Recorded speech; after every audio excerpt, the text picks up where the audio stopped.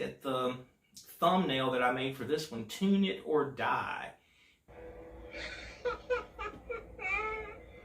What I'm really going to talk about today is trying to specialize, or I guess you could say customize, the placement of your bridge on the mandolin, because it might not be quite as simple as what we always hear. I'm going to go right into this. As far as intonation is concerned, the 12th fret on your mandolin is technically the same distance from the bridge to the 12th fret as it is from the nut. That's why the harmonic there is so responsive to your touch.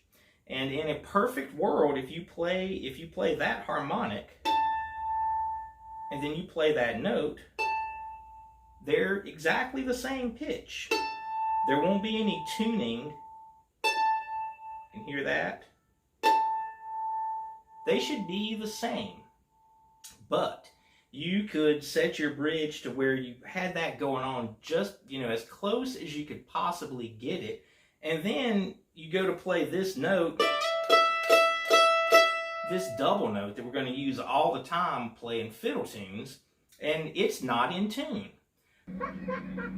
So there's issues going on within the intonation on the fretboard. So by understanding a little bit how this works, you might be able to get your mandolin playing in better tune than it has leading up to this place for you.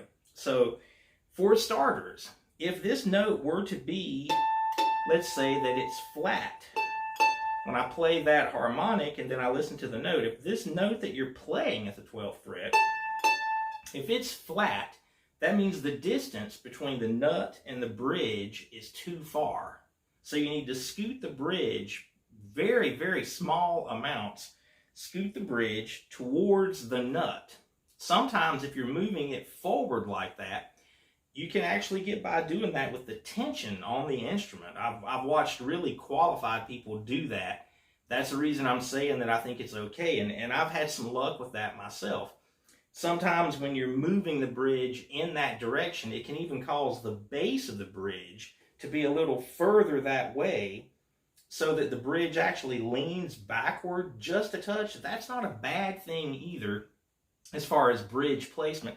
If the bass isn't cut, to kind of fit that way, you might lose a little bit of sound transfer into the mandolin. But as far as intonation goes, if your mandolin notes flat, then you need to move the bridge towards the nut.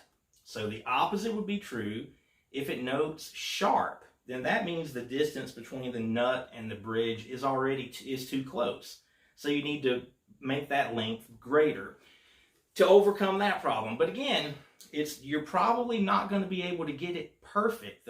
Maybe the next line of defense against intonation issues would be to actually have the bridge a little bit crooked on the top of the mandolin. That's something I've had to do in the past if my E strings were noting flat, but the G and the D were pretty sweet where it was sitting. Then you can kind of scoot that side of the bridge and leave the top where it is, trying to, again, somewhat customize where the bridge is sitting on the mandolin so that you come up with a better overall intonation. Another issue that you're going to run into with these bridge tops, if you look at the bridge top, they are compensated. Some bridges more exaggerated than others, and it can be a situation, I've seen this happen before, where at one point for me, my E and my D strings were both playing in tune really well, but the A strings, the bridge needed to move back because that string was playing sharp. So you could take a file and just right where the A strings cross the bridge, you could take a little bit of the meat out of the bridge on that front side so that we're lengthening the scale just on that one string to somewhat customize the compensation on your saddle. If you're not really sure about that, then I wouldn't recommend just jumping in and trying it. This is, again, as we become more particular with being in tune, then our ability to set the instrument up is going to grow with that. But there are no two mandolins that have exactly the same sweet spot. So there are going to be circumstances that none of this customizing your bridge placement is really going to help overcome if it's just a shortcoming of the mandolin that you have. But definitely worth learning something about this, because when you hear like instruments that are just really sweet and playing great, more than likely the owner of that instrument has either hands-on been trying to tweak it to get it to that point, or he's been sitting with another person who's really able to. A lot of these kinds of things, it's hard to even detect that that's going on. Like when you're at a repair shop, if there are other people around, or if you're just trying to have conversation with whoever it is that's working on your mandolin, that can be enough of a distraction that you really won't notice some of this stuff until you get back home with the instrument. And then it's like, whoa, that, I don't think that's exactly right.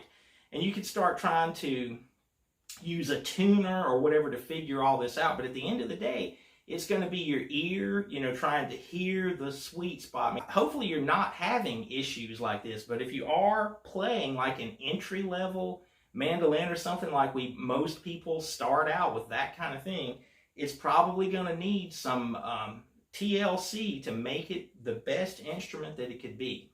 All right, I hope this helps with intonation, with trying to get your bridge set so that your mandolin can be the best for you and you can enjoy playing it.